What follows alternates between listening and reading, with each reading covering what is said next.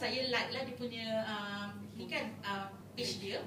Hantar setiap, nak kata setiap hari tu banyak kalimah-kalimah yang orang kata peringatan yang kita boleh gunakan untuk diri kita kan, untuk kehidupan seharian. Dia kata kita jangan marah, kita jangan tak maafkan. Kalau orang buat kesalahan kita, kita jangan tak maafkan. Sebabnya kalau kita tak maafkan kesalahan orang, dia bukan memudaratkan orang tu, memudaratkan diri kita sendiri. Sebab dia doktor, dia tahu kalau kita tak maafkan orang, akan ada enzim dalam badan kita yang menyebabkan kita sentiasa sakit. Jadi apabila kita, kalau kita sedang sakit, cuba kita muhasabah balik. Mungkin ada kesalahan orang yang kita masih ada rasa dendam lagi kan. Ada perasaan walaupun dalam di mulutnya kata dah maafkan dah, tapi hati tu masih lagi tak betul-betul maafkan. Jadi kita muhasabah diri balik. Mungkin ada kesalahan orang yang kita belum maafkan 100%. Kita tak lupa. Kadang-kadang orang kata dah maafkan tapi tak lupa. Kan, selalu orang kata macam tu. Profesor Muayyan kata kalau tak lupa tu maksudnya tak maaf lagi lah tu. Kan, kalau betul-betul maaf kita dah tak ingat dah. Kita tengok dia, kita boleh senyum, boleh bercakap dengan dia macam dia tu tak ada apa-apa dengan kita, tak ada kesalahan apa dengan kita. Tu pun nama dia maaf kan. Okey, jadi Profesor Muayyan ni mas kerap lah hantar kalimah-kalimah yang bagus, yang boleh kita bagi pedoman untuk diri kita kan. Tapi yang like cuma 1000 lebih je berbandingkan dengan artis. Sekali 2 huruf aja sampai 100,000 lebih. Manusia ni memang apa orang kata asal dia punya apa huffatul jannatul bimakarihi. Dibentangkan syurga itu dengan benda-benda yang kita tidak sukai. Wa huffatun naru bisyahawati. Dan dibentangkan neraka itu dengan syahwat. Sebab syahwat tu ada dalam diri kita kan. Nafsu kan. Nafsu ada dalam diri kita. Jadi orang tu lebih suka kat benda yang buruk, benda yang orang kata yang tak berapa bermanfaat berbanding dengan benda-benda yang dibentangkan untuk syurga. Benda-benda yang baik ni dia akan masuk syurga. Tapi benda yang masuk ke syurga tu orang tak suka. Bimakarihi. Macam nak solat, nak kalau orang yang jenis malas kan, dia rasa nak ambil wuduk, nak pergi bilik air tu rasa beratnya. Sebab benda tu benda yang orang tak suka. Tapi benda tu yang masukkan dia ke dalam syurga.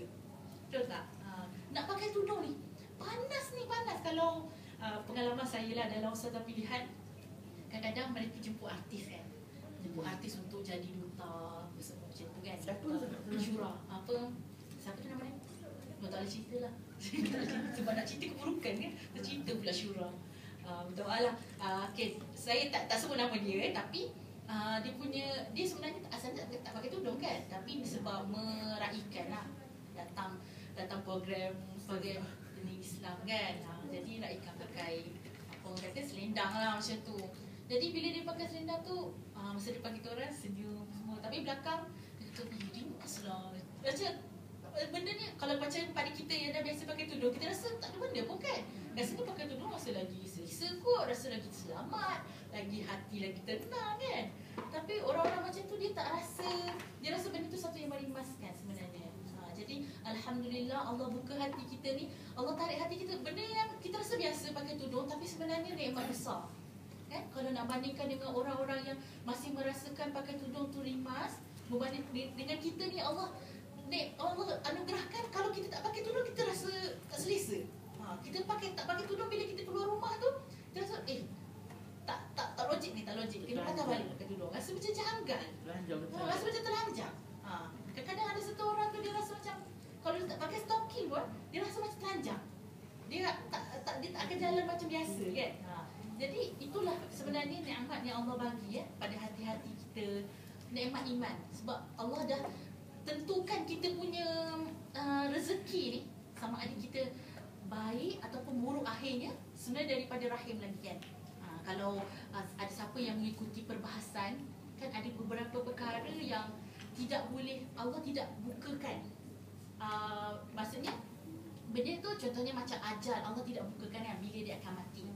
Dan anak di dalam rahim, anak di dalam rahim tidak Allah bukakan dia punya hijab dia. Tapi zaman sekarang ni ada scan, jadi orang boleh tahu anak dalam rahim tu lelaki ke perempuan kan. Jadi berlakulah perbahasan ulama, sebenarnya apa benda yang dimaksudkan dengan hijab di dalam anak yang di dalam rahim tu. Jadi sebenarnya hijab anak yang dalam rahim yang tidak dibukakan oleh Allah ialah Allah tentukan, Allah sudah takdirkan kepada bayi dalam rahim tu. Waktu kita kecil pun Allah dah telah tentukan sama ada kita ni dapat bahagia di dunia dan akhirat, ataupun kita dapat seksa ataupun derita di dunia dan di akhirat. Itu yang Allah tidak bukakan. Walaupun dah scan kita nampak, oh dia ni memang confirm anak lelaki, keluar-keluar pun lelaki. Ada yang scan-scan anak perempuan memang confirm keluar perempuan. Tapi kadang-kadang berlaku juga kan, berlaku juga yang scan anak lelaki tapi keluar perempuan kan.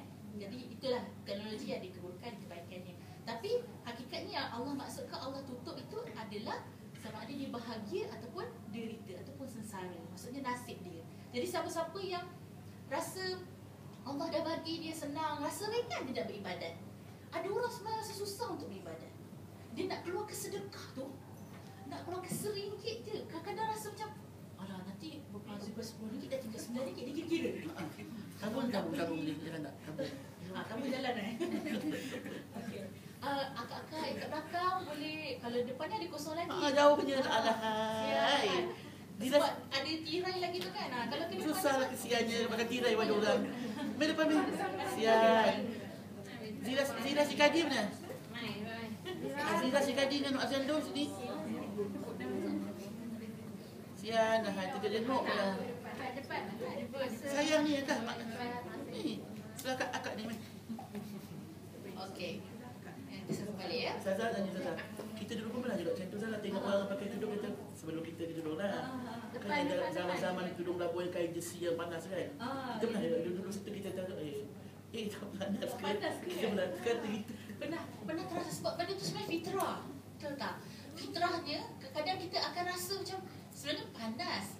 Sebenarnya panas tapi bila dah pakai tak ada rasa pun kan. Sebab dia punya iman tu lebih kuat daripada nafsu. Sebab asalnya memang semua orang senang kita nak tahu fitrah tak fitrah, orang kafir kan, orang kafir. Dia adik saya ada kerja dengan dia dengan masyarakat lain lah kan, macam Cina semua ni. Dia tengok-tengok gambar-gambar saya, dia kata, kenapa kakak awak pakai tudung besar? Dia kata, macam dia kata tak panas ke? Dia orang akan fikir macam tu kan.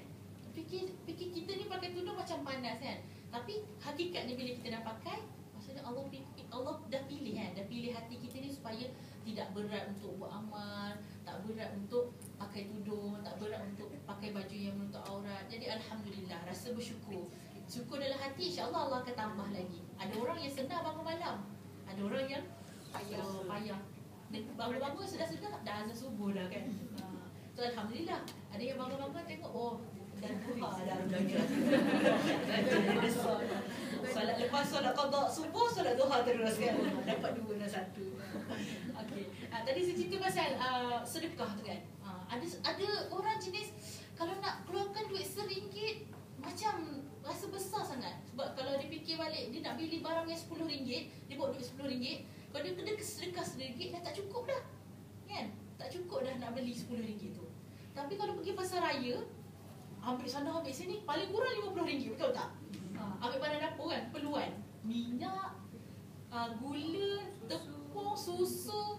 Tu yang tak beli pampers anak lagi. Kalau beli pampers anak dah lebih dah pada RM50 kan.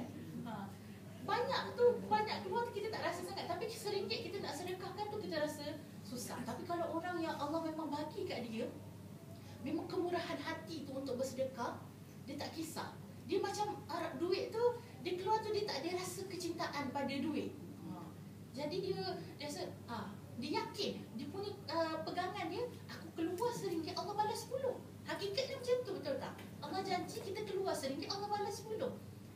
Tapi bila orang tu tak ada, Allah tak buka pada hati dia dan dia pun tak nak untuk mencari, untuk menjahadah nafsu dia, RM1 rasa berat. Jadi sama-samalah kita permudahkan, orang kata apa, Islam ni kita kena mudahkan. Basyiru wala tunafiru, wala tunafiru. Basyiru, berilah berita gembira. Sedekah RM1 je. Jangan kita susah-susahkan. Jangan kita kata sedekah, kalau sedekah paling kurang RM50. Lepas tu sedekah kena ikhlas, sedekah kena banyak-banyak, sedekah kena macam tu jadi berat kan. Jadi kita beri berita gembira kepada